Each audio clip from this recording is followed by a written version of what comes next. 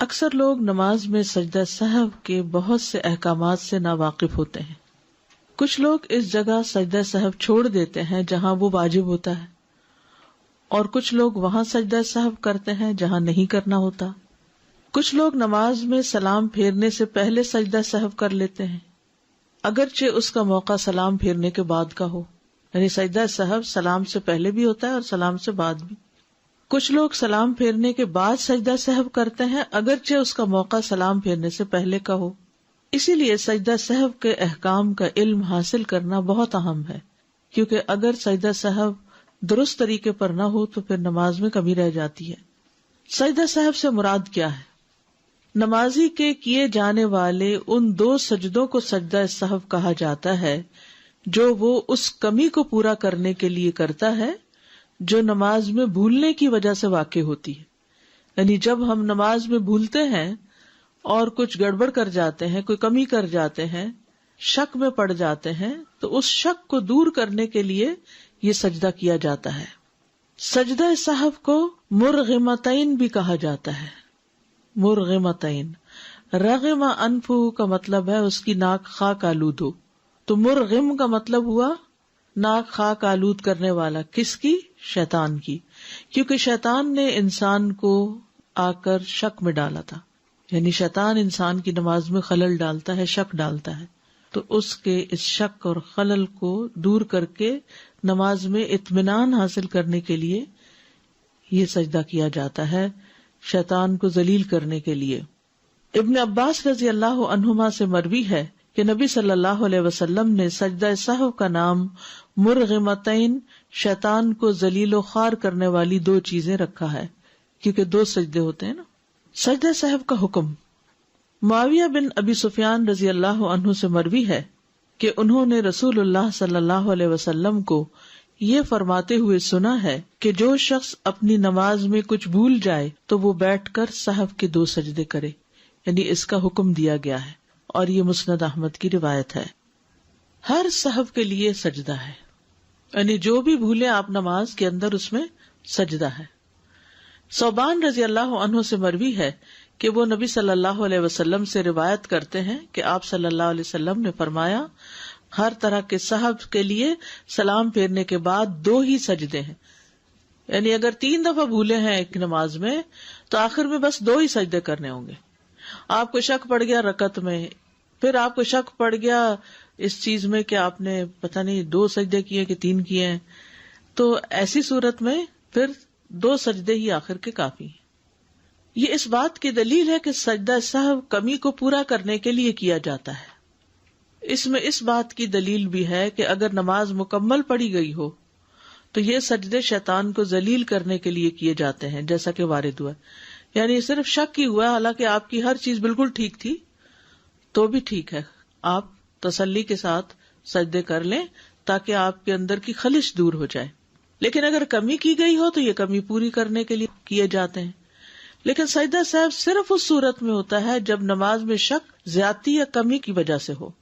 سنن یعنی مستحبات کی کمی کو پورا کرنے کے لیے سجدہ سہو نہیں کیا جاتا، جیسا کہ جہری قرات والی نماز دھیمی آواز میں پڑھ لینا، یا سری نمازوں میں اونچی قرات کرنا، یا دعائے استفتاح بھول جانا، تو اس پہ سجدہ سہو نہیں ہے.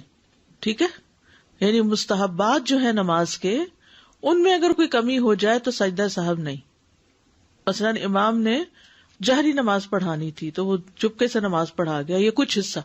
کئی دفعہ ایسا ہوتا ہے نا، آپ نے بھی کبھی جماعت کرائی ہوگی کہ آپ اپنی ہی سورت فاتحہ شروع کر دیتے ہیں اور پیچھے لوگ بھی کھڑے ہیں، تو اب آپ کو خیال آتا ہے کہ اوہ میں تو اونچا پڑھنا تھا، تو اب آپ کو جہاں ہی خیال آیا وہاں سے ہی آپ نے بلند آواز میں پڑھنا شروع کر دیا. شروع سے دوبارہ نہیں سب کچھ کرنے کی ضرورت، اور آخر میں سجدہ سہو کی بھی ضرورت نہیں ہے.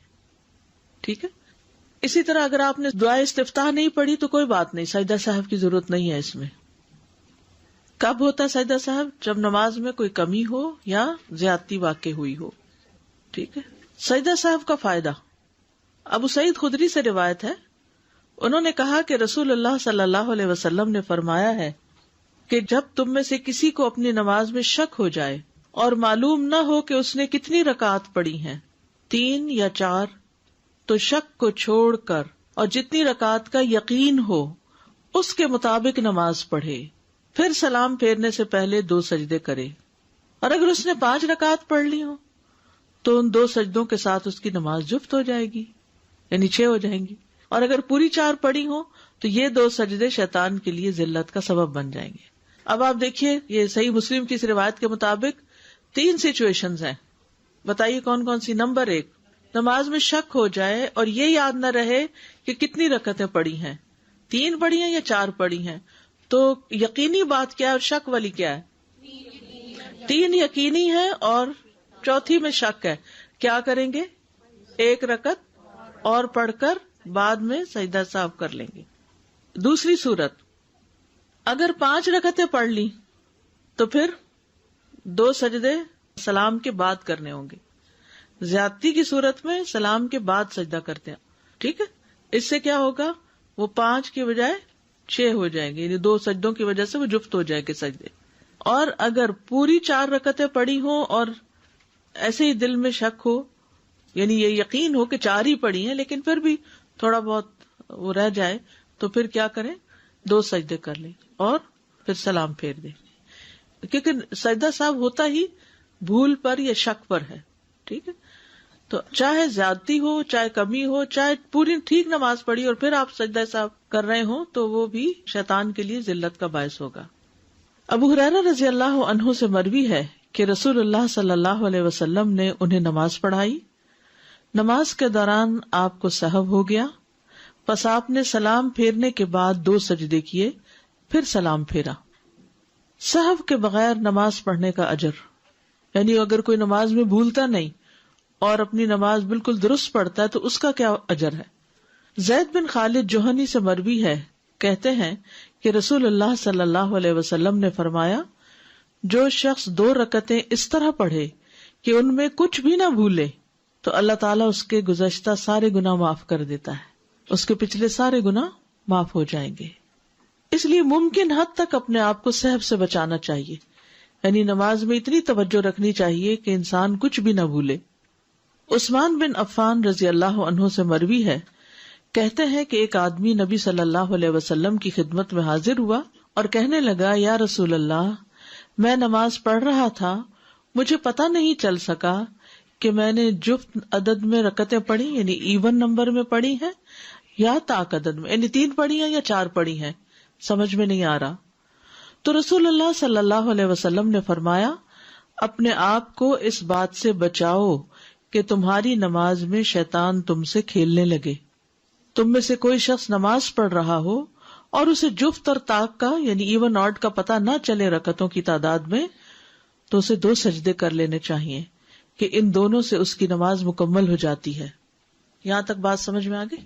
اول تو یہ کہ انسان پوری توجہ سے نماز پڑھے کہ بھولے نہ، لیکن پھر بھی شیطان اچھے بھلے انسان کو بھلوا دیتا ہے، اور وقت کے ساتھ ساتھ جب عمر زیادہ ہو جاتی ہے تو حافظہ ذرا کمزور ہوتا ہے، تو اس وقت یہ اٹیک اور بھی زیادہ ہونے لگتے ہیں، تو انسان پھر پریشان ہی رہتا ہے کہ نماز پڑھی ہے کہ نہیں پڑھی، پتہ نہیں قبول ہوئی ہے کہ نہیں ہوئی۔ تو اس طرح کی پریشانیوں سے بچنے کے لیے ہمارے دین نے ہمارے لیے بڑی سہولت پیدا کی اور ہمیں ان سجدوں کا حکم دے کر نماز کے اندر اطمینان پیدا کر دیا، ٹھیک ہے؟ تو اب اس کا حکم بھی ہے اور اس کے ساتھ ساتھ نبی صلی اللہ علیہ وسلم کا طرز عمل بھی ہے، یعنی آپ کا قول بھی ہے اور آپ کا فعل بھی ہے۔ سہو ہوتا ہے، سہو نہیں ہوتا، سب لوگ اپنا تلفظ بھی درست کر لیں۔ سہو جیسے لغو، ٹھیک ہے، کرب، نفس، سہو۔ سجدہ سہو کے اسباب، اس کے 3 اسباب ہیں۔ نمبر 1، نماز میں کسی عمل کا زیادہ ہو جانا، کسی عمل کا زیادہ ہو جانا۔ آپ کو شک پڑ گیا کہ آپ نے 2 کی بجائے 3 سجدے کر دیے۔ کمی ہو جانا، 2 کی بجائے 1 سجدہ کرنا۔ نماز میں شک پیدا ہو جانا کہ پتہ نہیں سجدہ کیا بھی ہے کہ نہیں، مثلا یا سورۃ فاتحہ پڑھی بھی ہے کہ نہیں، حالانکہ پڑھی ہوتی ہے لیکن شک ہوتا ہے۔ نمبر 1، نماز میں کسی عمل کا زیادہ ہو جانا، بھول کر نماز کے کسی رکن کو زیادہ پڑھ لینے پر سجدہ سہو۔ اگر نمازی اپنی نماز میں قیام، قعدہ، رکوع یا سجدہ، یہ دیکھ لیجیے ذرا دوبارہ، قیام، قعدہ، قعدہ کیا ہوتا ہے؟ بیچ میں تشہد پڑھنا، رکوع، ذہن میں آ رہا ہے؟ رکوع سوچتے جائیے، ذرا امیجن کریے ساتھ کہ آپ جیسے نماز میں ہیں اور یہ چیزیں ہو رہی، یا سجدہ جان بوجھ کر زائد کر دے گا تو اس کی نماز باطل ہو جائے گی. جان بوجھ کے اگر 2 کی بجائے 3 سجدے کیے یا 1 کی بجائے 2 رکوع کیے تو پھر کیا ہوگا؟ نماز باطل. لیکن اگر وہ بھول جائے اور اسے یاد نہ رہے کہ اس سے نماز میں زیادتی واقع ہو گئی ہے، یہاں تک کہ وہ اپنی نماز سے فارغ ہو چکا، اس وقت اس کو یاد آیا کہ اوہ میں نے تو 3 سجدے کر دیے تھے، اس صورت میں اسے صرف سجدہ سہو کرنا ہوگا اور اس کی نماز صحیح ہوگی. اتنی بات ابھی سمجھے، یہ والی بات سمجھ آ گئی؟ کیونکہ یہ ساری بلڈ اپ ہوگی، پھر جا کے پوری بات آپ کو سمجھ آئے گی. خلاصہ یہ ہے کہ نماز کا کوئی رکن جان بوجھ کے زیادہ پڑھنے سے کیا ہوگا؟ نماز باطل. اور اگر بھول کے زیادہ کر لیا تو سجدہ سہو کافی ہوگا.